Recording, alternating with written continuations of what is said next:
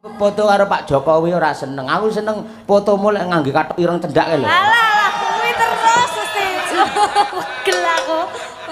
Terus kene kayak Ternyata emoticon. semua laki-laki itu sama. Guyon nduk, guyon. Malah serah percaya. Tegese aku senenge ngerti, wah sinden di tengah sibuknya masih sempat berolahraga ngono lho. Emang dalang tuh seperti itu ya rata-rata ya Ken ya? Iya. Kayaknya emang kayak gitu. Kalau Iya. dalang tuh emang kayak gitu semuanya. Ketoke ngerayu-ngerayu bojone ternyata hanya pencitraan. Iki omongane Jiro lu ki mergo tau dadi korbane kabeh iki. Ayo, mulo. Nek aku aman berarti ya, Pak. Korban Aman aku apa? berarti. Hah? Kula Korban aman. apa, Pak? Apa? Korban apa? Lurah korban apa? Korban dalang ngono ya. Kan ya, nama saya Niken Salindri.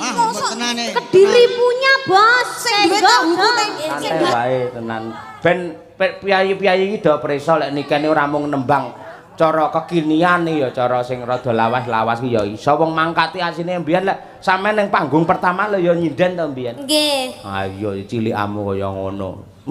Ipel-ipel mau bunter seser mbiyen. Ayo. Saiki iso modot dadi semono. Tur ora ngira iso dadi piyayi. Wah, tenan sing tresnani kaya ngono. Lakune bapak ibumu sateman nyembuh karo sampean dadi wong hebat sing tresnani pirang-pirang. Nggih, Ya. alhamdulillah. Kok aja kesusu rabi lho kan.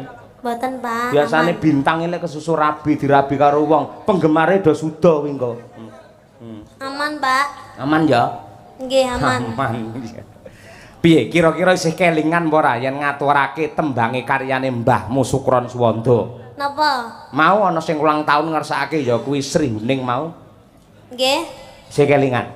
Tasik. Alhamdulillah. Coba kaya apa? Sak bawane oke? Nggih. Oke, coba. Niken Salindri. Bawane yen ora kleru Asmarandana, coba diaturake sing kanthi apik, kanthi becik. Coba. Ngono lho. Angger bintang tamune Niken iki kamera iso ting truwentel semono akeh lho. Kuwi iki sak seten iso nek 12 kamera lho, kaya ngono. 15, Pak. 15 malah. Niku saking Sragen. Bener kok seragen kuwi. Nggih. Kiai kuwi nggih. Gurune Niken Dirasa. Guru. Ayo nggih matur nuwun katresnanipun. Kuwi pancen tresna karo budaya lek hasile pira to kan ngono kuwi. Pancen ya tresna. Nggih. Yo dibawani, ayo. Putri Kangsu Lestieng warni Sone bapak piye kan sone bapak? Sone. Estu niki apik, Pak. Sound system lho. Nggih. Apa iya? Niki to, Pak. Sing didamel sakniki niki to. Iya, iki sing ning jero sone bapak iki. Menggelegar. Menggelegar ya. Nggih. Ayo. Oh, niki nggene jenengan piyambak. Oh iya. Iki nggenku kabeh lek adol sawahe mbokmu mbiyen iki. Ayo gini sampean seiling karo perjuanganku. Heeh lho. Sound system sound dalem iki kiri kanan iki asal aku anu mbiyen apa sawahku teko saiki ya urung balik kan. Aja kok sawah, mas-masanku ki lho gelang kalong teko saiki ra enek lho delok niki. Urung balik kan Bapak. Lah aku iki pancen dalang tanpa modal. Wayang iki paringane Mbah Sukron, ya toh. Nggih. Gamelan iki paringane Mbah Sukron, sound system Bukesi. Aku iki dadi dalang modalku mung gedange merotoli lho kan mung ana. Ayo.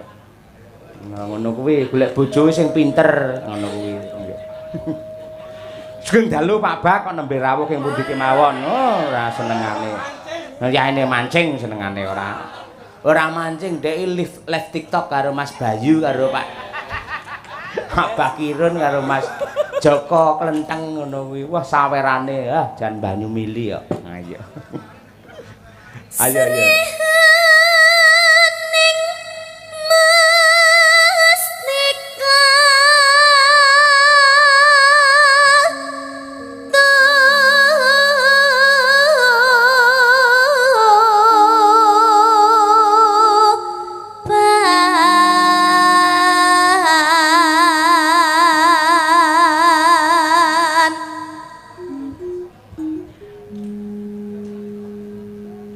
Nano Labuh tresna prapten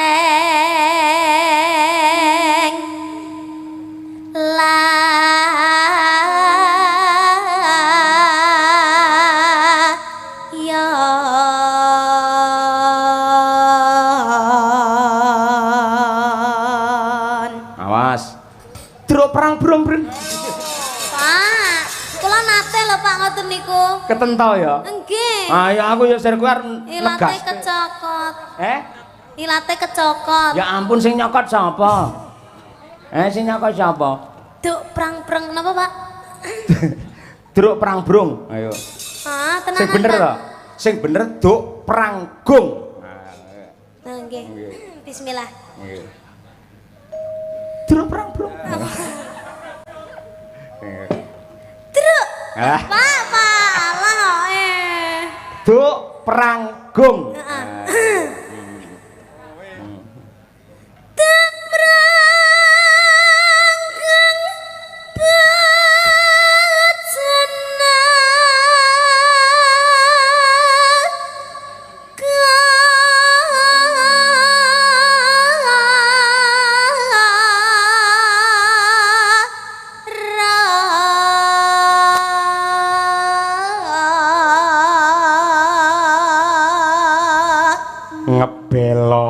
Ngepel sinten? Mbebelo ngguguk Bagong ora. Mbebelo nduk, ayo. Mbebelo Wirat Moyo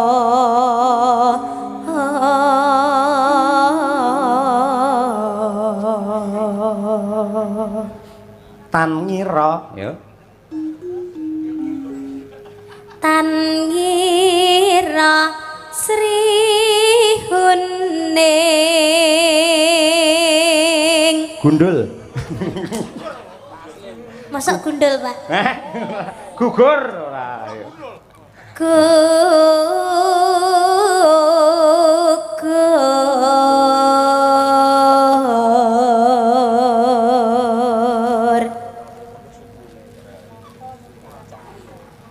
mongko musti kaning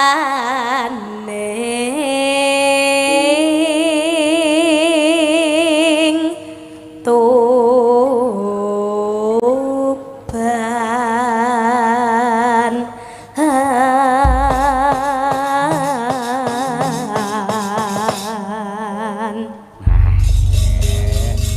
Alhamdulillah sik kelingan isih lancar. Ya nduk, sak langgame sing kepenak Cahayu. Ya. Sri Huning mesti katuban lapat tresno duwene sapaya pati marang Raden Wiratmaya kang bos prasaja kanandur brenti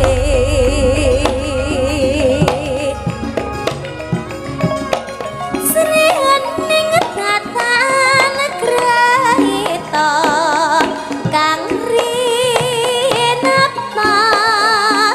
kadange pribadi Tong. Wiratmaya putra Dira Regentong. Sira lawe Prangtak tulung ketaket prangtak. Tadi dah.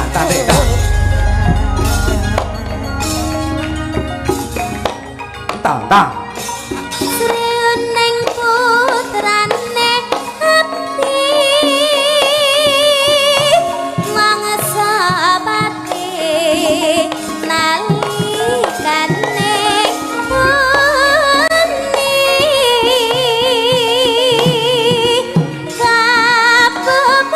kabebayan Gita. Rinandi.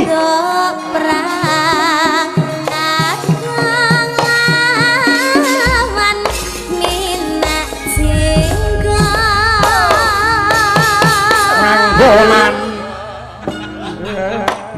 Wah. Gila jan ngendangi niken iki pas iki lek Pak Bak iki. Niken suarane bantere kaya ngono, pengendange kaya jaranan. Ayo. Apik ngetitenono ngene iki. Nenone ndak langsung ngono. Pelangga mau endat padake perang ya ora. Niku putrane ya hebat niku dalang dari perintis kemerdekaan Madiun Nduk. Wis kulino petok to? Nggih. Nggih. Sering. Lek Mas Bagong Mayang wis nate bintang tamu porong jenengan? Nate napa mboten nggih? Kula supe. Dereng. Oh, dereng. Nggih mangke, nggih. Mangke lek syukuranipun Pak Wali mangke nggih syukuran mangke nggih. Ning ketoke ora sida ketoke. Karo kanca sia-sia ora nggih. Nggih. Ya nduk kan. Ketresnane wirat maya. Kelumpak. Ana. Ndroda.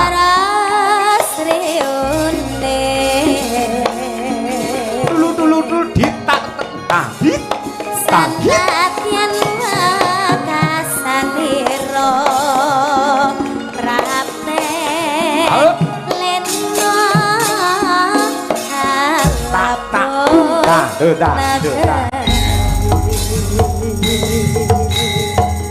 Tring trong tring trong tring treng treng trong.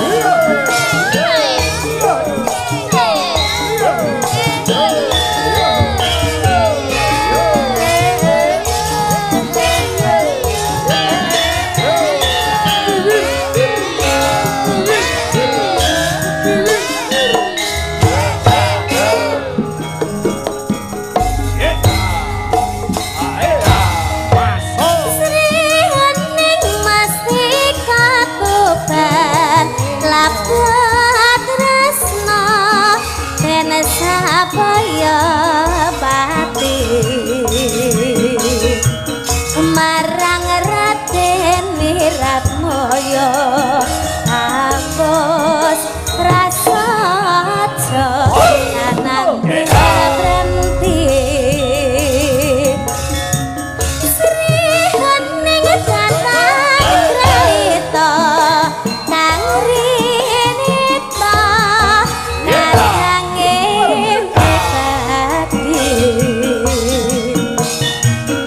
Wiratmaya putrane Sira lawe adipatiku Sri Uning putrane Ati wangsa pati nalingkane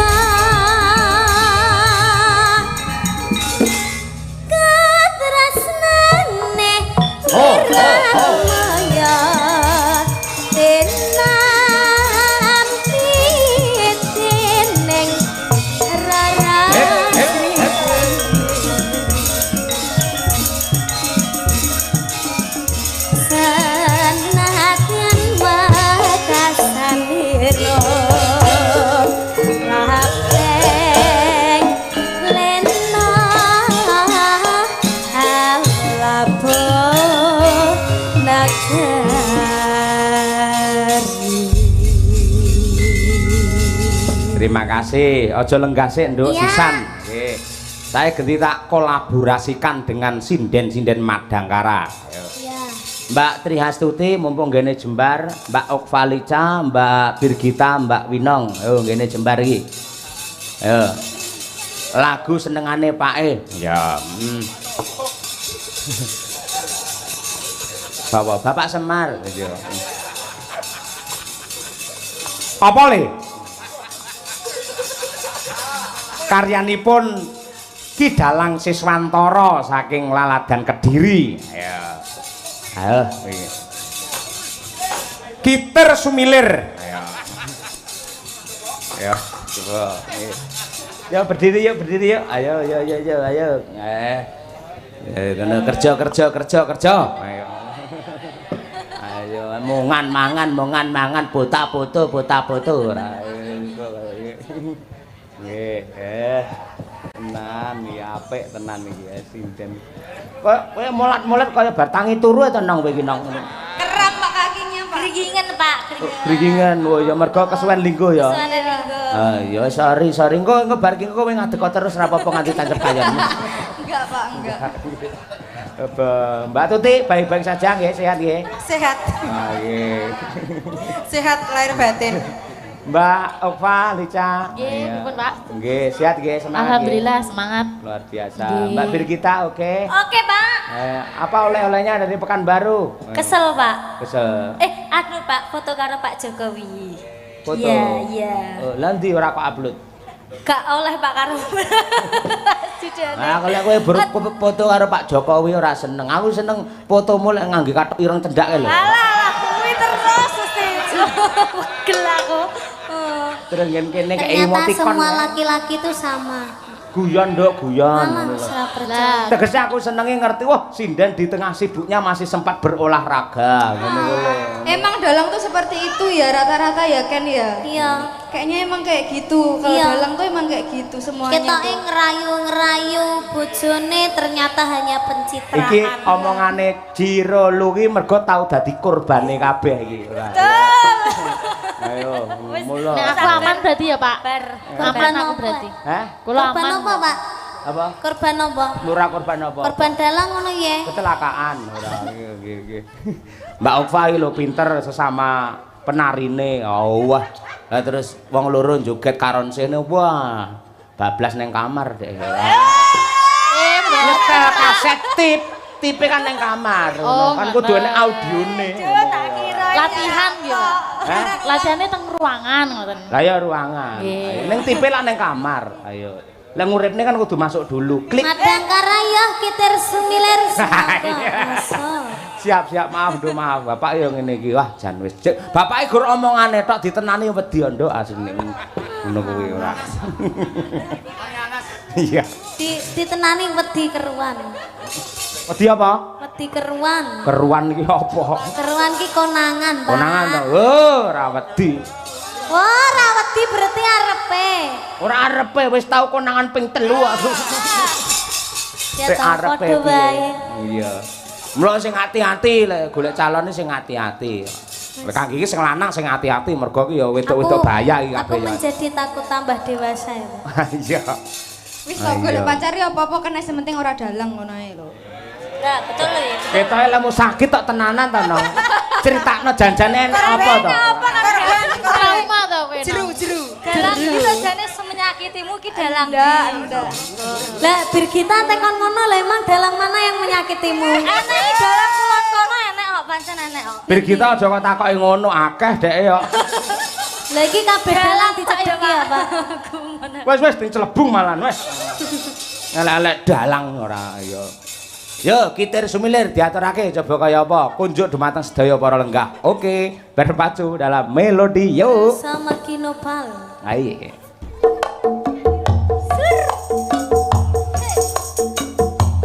New Madangkara. Waduh. Madam Karamiose. Masih kok Mas. Gonanku ini.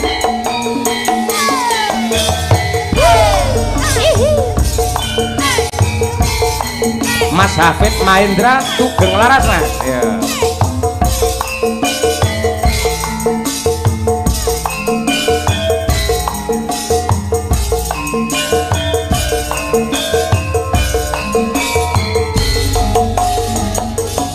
Bapak Ki Dalang Suryanto Karanggede nyuwun pangestu Bapak nggih.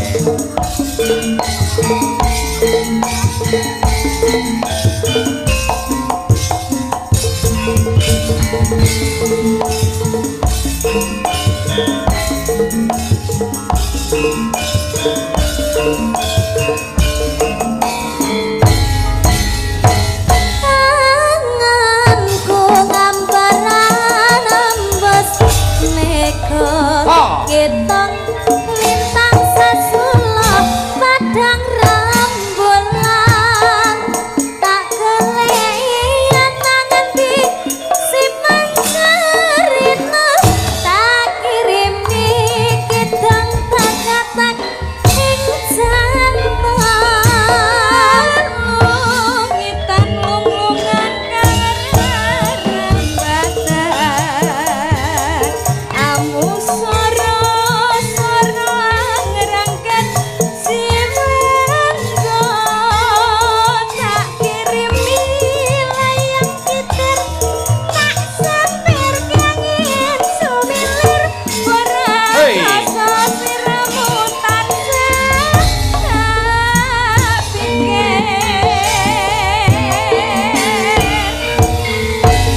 Oh.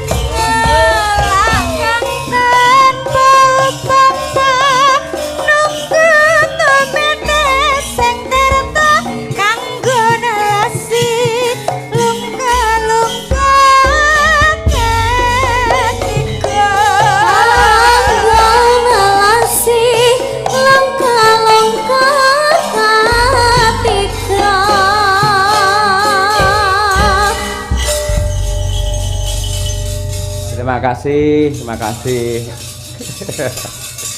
Wong kono yo radang nah-neh ora.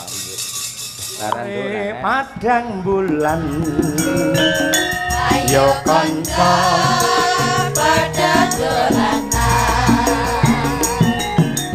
rene-rene bebarengan rame-rame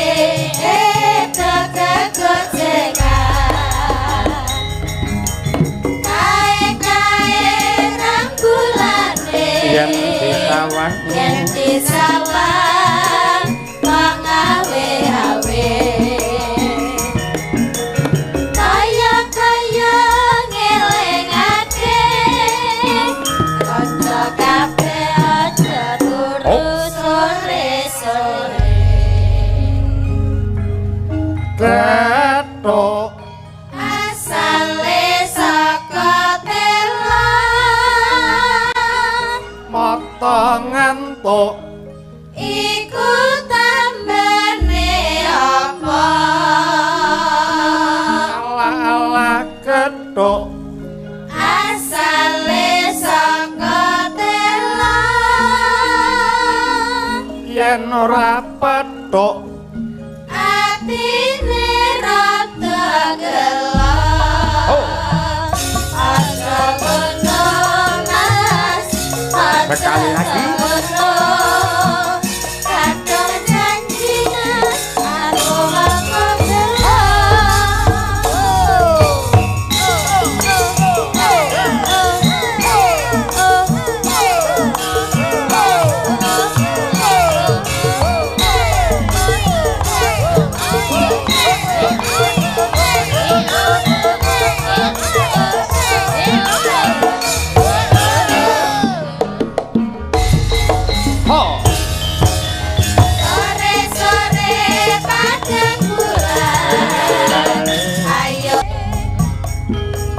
ketok asale saka telang mata ngantuk iku tambane apa ala ketok asale saka telang yen ora petuk atine rada gelap aja kono mas aja kono kadang janji mas aku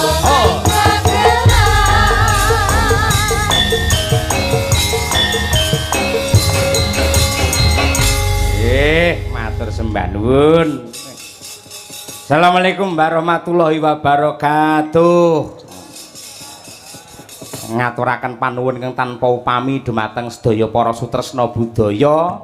Manut jam kula menika meh jam kalih parandini tasih kathah ingkang kepareng mengapresiasi mirsani lan nenggani kiprahipun kula sak kanca Madangkara ingkang mituhu dawuh pangandikanipun para pepunden dalam rangka peresmian Hotel Merkur diselenggarakan oleh Sukses Jaya Group dipun pandegani dening pepunden kula Bapak Harsono Lukito sekalian Ibu Eli dasaripun dipun sengkuyung kalian Mas Andi Halim putra saking Bapak Harsono sumrambahipun sagung para panitia kula ngaturaken panuwun ingkang tanpa upami menawi dalu menika kula mboten sowan wonten ing Hotel Merkur menika satemah pecah rekor kula selama Februari jebul nganggur mboten tempundi-pundi nggih. Alhamdulillah menika saged sowan kena nggih sangu poso. Poso pos niku berhenti, so niku rasa tegese ngeposke rasa. Hakikat berpuasa adalah mengendalikan hawa nafsu. Yen perkara luwe, perkara ngelak niku nuwun sewu kathah ingkang nglampahi. Ning sing angel dhewe niku nyibarati wong perang dudu perang karo wong liya ning sing aba dhewe kuwi merangi karo hawa nafsune dhewe. Nah menika mila kula keluarga besar Sanggar Seni Madangkara ngaturaken utawa selamat menunaikan ibadah puasa di bulan Ramadan untuk yang menjalankannya wabil khusus dumateng warga ageng ing laladan Kota Madiun yang tercinta. Mugi-mugi ibadahipun tinampi dening Gusti satemah wontenipun namung berkah lan barokah ngoten. Waranggone ingkang sowan menika wonten Jiruk Lukmat Monem 78. Nggih. Tak kenal maka tak sayang ingkang pinggir dhewe menika njawi piyambak menika Mbak Lia Sundari, bukan asing lagi untuk warga masyarakat di Madiun. Anggere jam 12 awan ceklik ngoten nyetel TV banjur gelombange di Paske Sakti TV mesti teng mriku wayangan limbukan utawa goro-goro. Dalange sinten Bapak Ibu? Nggih. Kula sak kanca Madangkara matur nuwun katresnanipun menika Mbak Lia Sundari ingkang miten saking Sragen. Angka kalih menika Mbak Tri Hastuti Retnawati ingkang miten saking Ngawi. Kalajengaken menika Ibu Sukesi Rahayu sarjana seni magister seni. Menika gawan kotak Mbok Etrok Kecuk. Mbok anak-anak kula ingkang kula kanthi sowan mriki Mas Gelar Pamayang ingkang ngladeni kula niki kalian genduk rangkung Basundari mumpung sesuk prei. Kula jak mriki men ngerti kaya apa to alang ujure bapake le nyambut gawe. Ngoten niku. Kalajengaken nglerek melih menika Mbak Okvalica nggih made in saking Surabaya ning gandeng menika kegiatanipun utawi aktivitasipun menika berkesenian kathah-kathahipun mapan wonten ing Surakarta mila nggih ngekos utawi tinggal sementara mapan wonten ing Solo. Nah menika niki kalih mboke niku pun dititipke Bu Kesi mangsa berdua.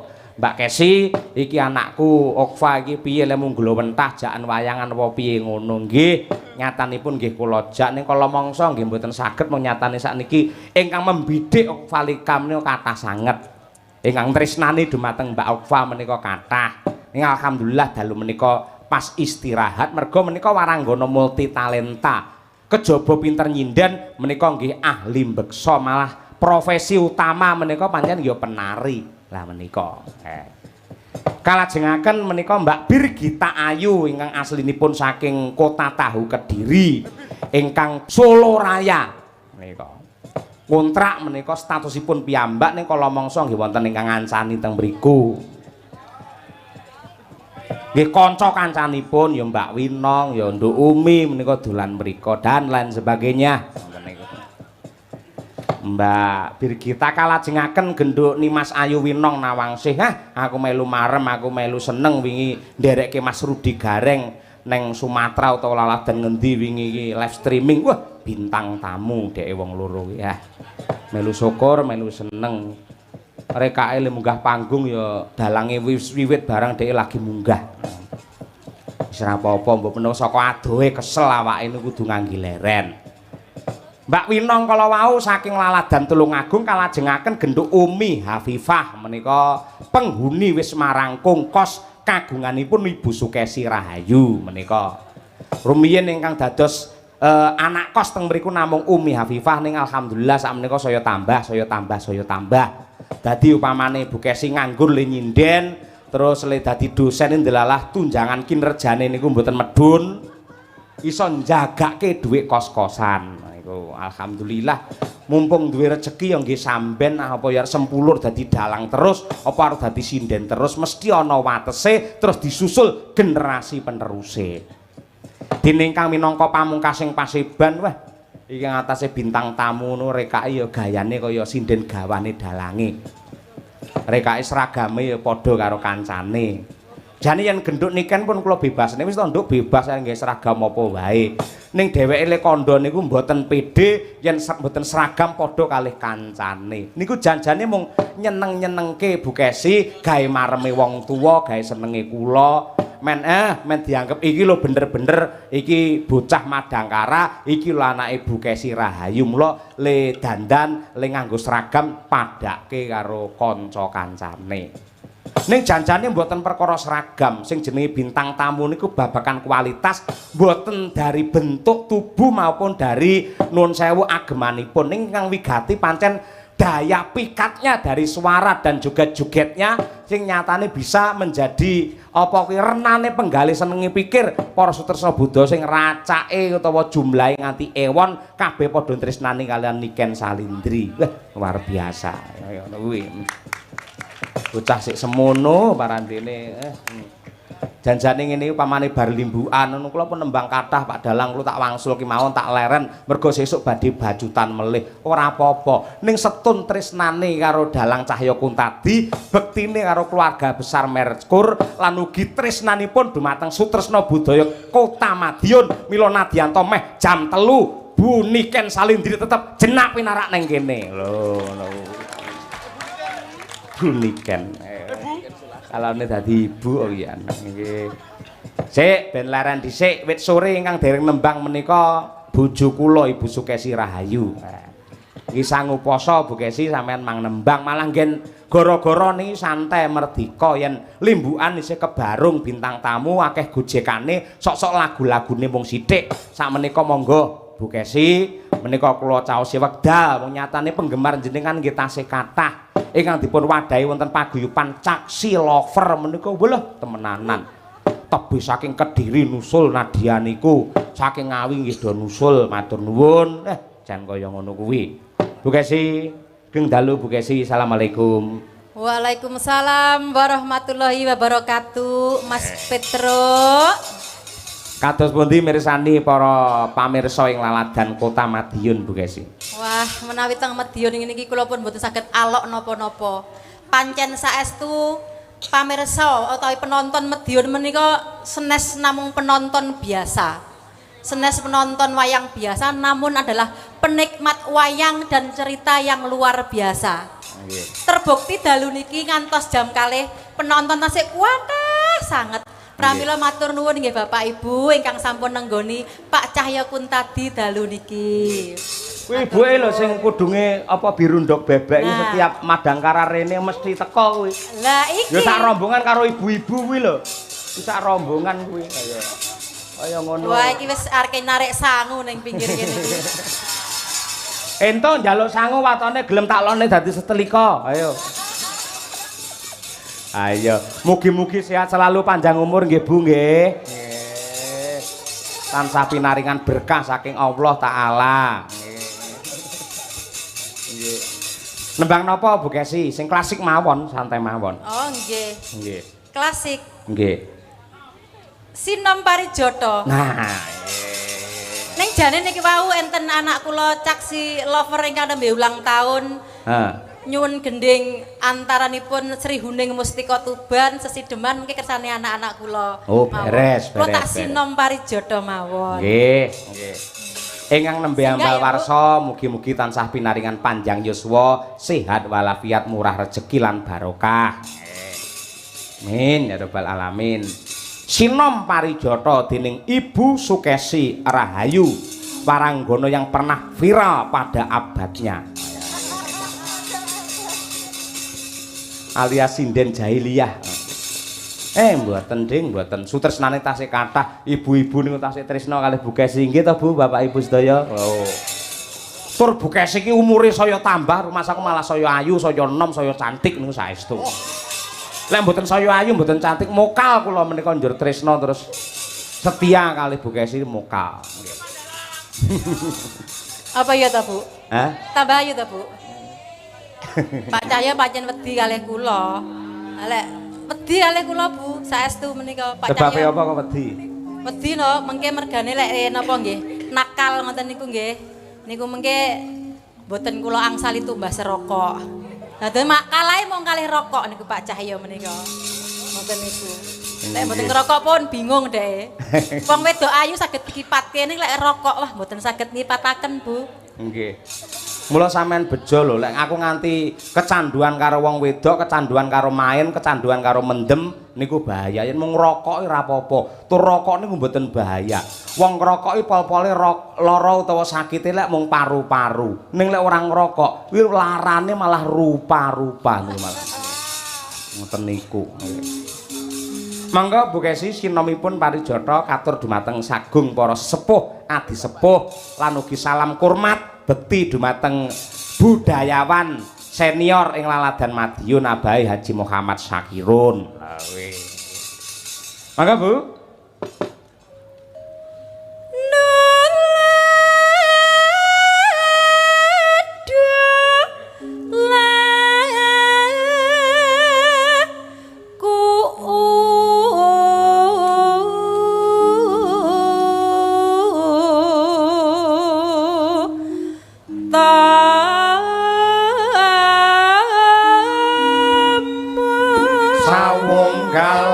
Sawung rono Sing eling lawan waspada jangan wis tuwa akeh wong murka tumrepe wong tenan tak sakira asli wong Madura.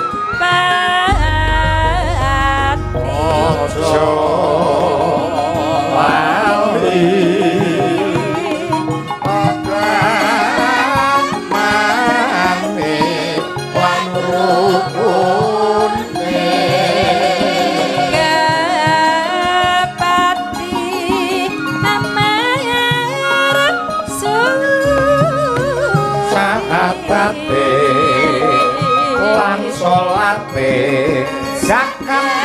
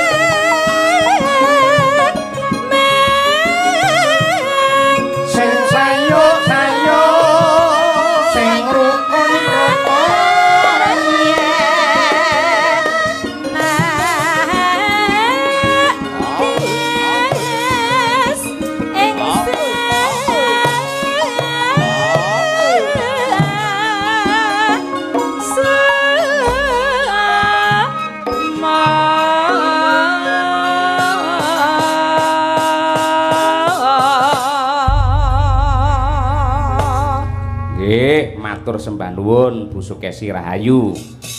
Pamundhut saka Mbah No Kulit Truk mau ngersakake ya kuwi pepeling diaturake luwih dhisik. Ya. Karo nggih ngiseni iki sing bernapaskan religi.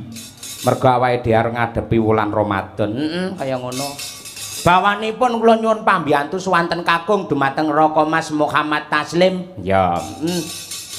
Monggo bawanipun Mas Taslim diaturaken dumateng Mbah No Kulit. Sumrambahipun sagung para sutresna budaya ing tasih kepareng wungon wonten lokasi lan ugi kepareng mirsani lumantar streaming Kuntadi Channel kalian Niken Salindri Family. Wah ya. Monggo Mas Taslim. Wasitati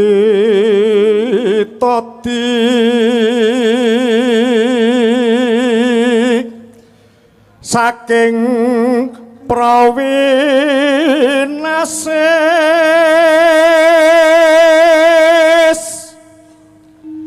ngelingono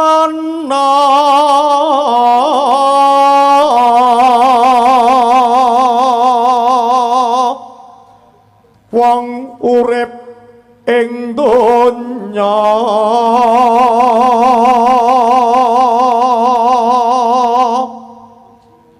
bebasan mung mampir ngombe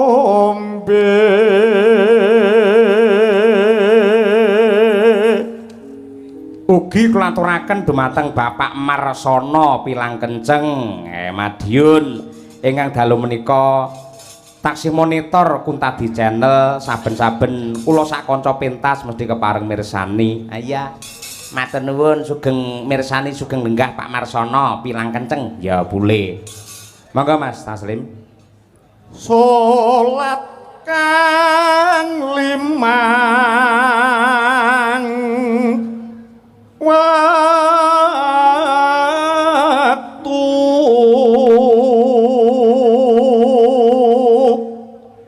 kudu tansah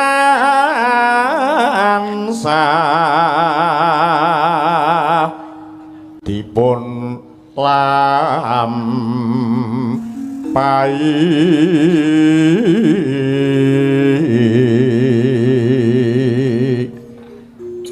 iku cagak agama pakarti kang luhur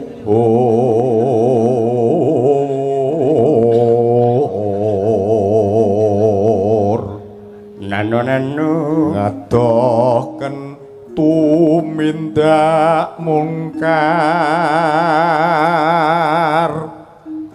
yati urip mangya tentrem lahir batin bekjo donya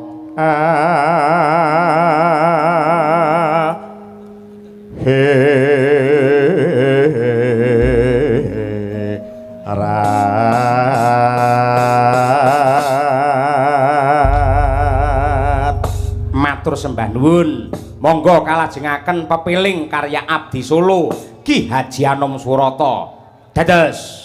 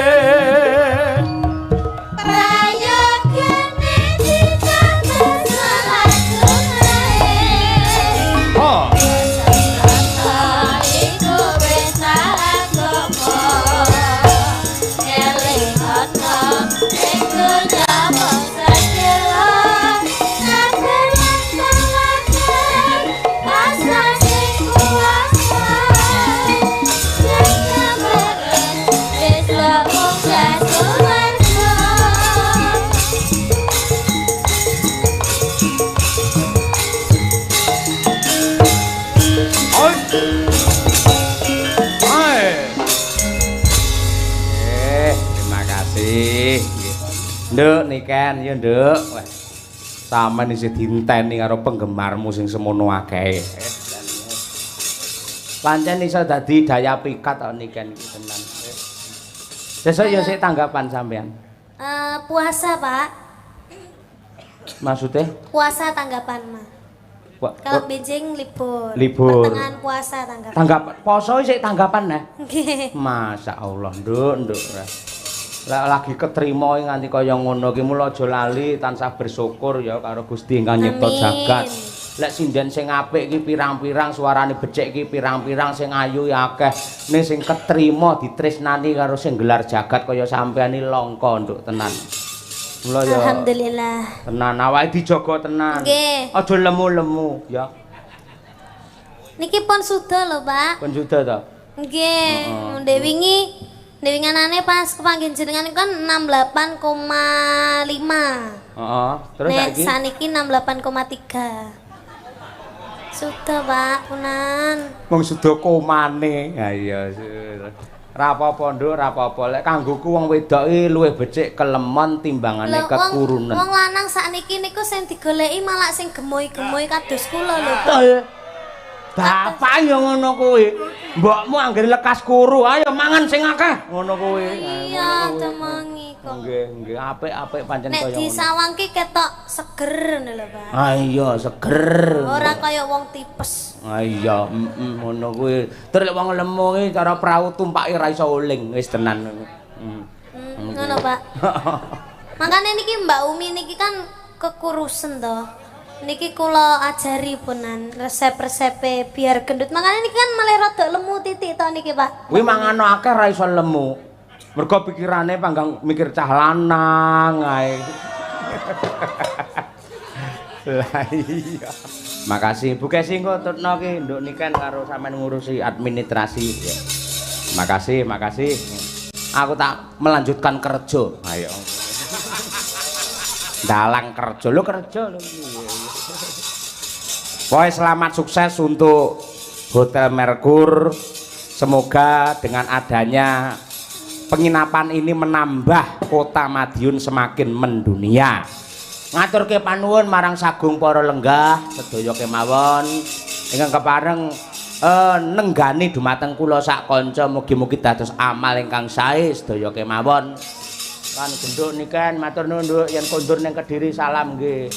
Ibu nggih bapak alamate anak Bapak Soleh kuwi ya. Ya nderek nguyung-nguyung nyengkuyung para pepundhen Pandhawa anggene nindakake syukuran sesaji Raja Soya. Ya.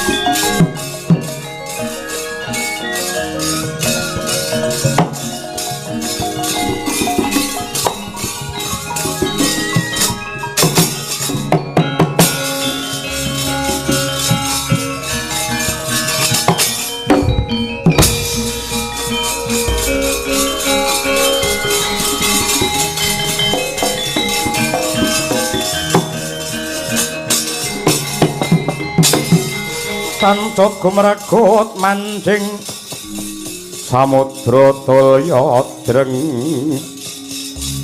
wiraganya legawa banyu semaput wantes jegrek nganti kaya Tuguwaja panenggak Pandhawa wong agung Jodipati Raden Werkudara ciptaning Driwarsa anglangkai Gunung Cetyaka ingkang minangka tapa wates negari Giribajra.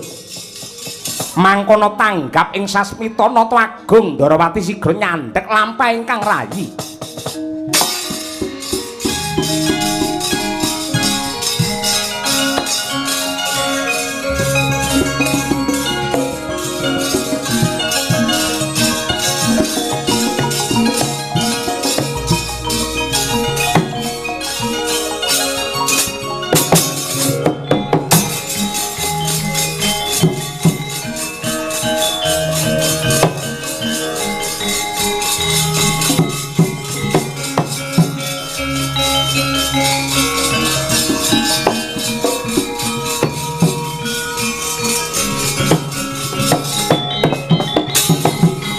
Nyai Werkudara kowe arep apa?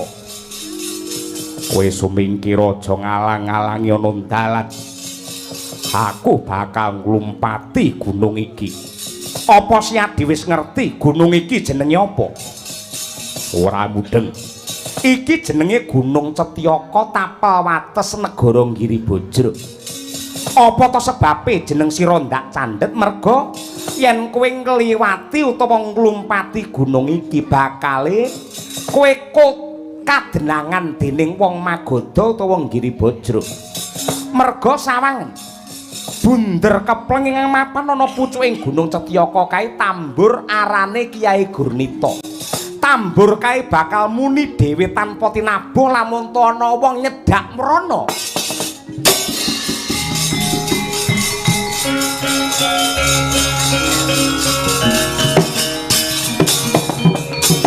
Tan samara pamoring suksma sinuksmaya winah ya ing sepi sinimpen tlenging kalbu wah elok banget ing atase mung tambur duwe kekuatan sing kaya mengkono merga kae ora sak lumrahe tambur ning ngarep pun Kakang lak wis kandha lamun ta Jarasandha ki ratu kejem ratu sing wengis kaya sing ndak kandhake ngarep lamun to dheweke mbiyen karo wong tuane sing jejuluk Prabu Briyadrata. Prabu Briyadrata nalika semana nyuwun marang Purbane Hyang Agung supaya diparingi momongan. Banjur dewa paring nugraha wujute pelem pertangga jiwa. Gandeng Prabu Briyadrata ki garwane loro, Retnadi lan Retnadati. Mula supaya adil pelem mau disigar dadi loro didahar karo Retnadi Retnadati separo-separo kocap bareng cenger lek ing jabang bayi sakwise Retnadi lan Retnadati mbobot mau jabang bayi sing lair uga separo-separo bab kuwi andadakake kogel lan gelo tumraping rasane Prabu Briyadrata banjur bayi separo-separo mau dibuang ana tengah alas banjur ditemu dening Nyai Jara. Bayi separo-separo mau digathukake dipuja malah bisa urip. Gandeng kumpule karo wewe lan uga kewan galak ana alas mula ora ngerti tata krama, ora ngerti udanegara. Sakwise Jarasandha lamun to ngerti wong tuane sing nyetrakake ana telengahing alas. Banjur wong tuane sing jejuluk Prabu Briyadrata mau dipateni, lulange dibeset dinggih tambur Kyai Gurnita iki.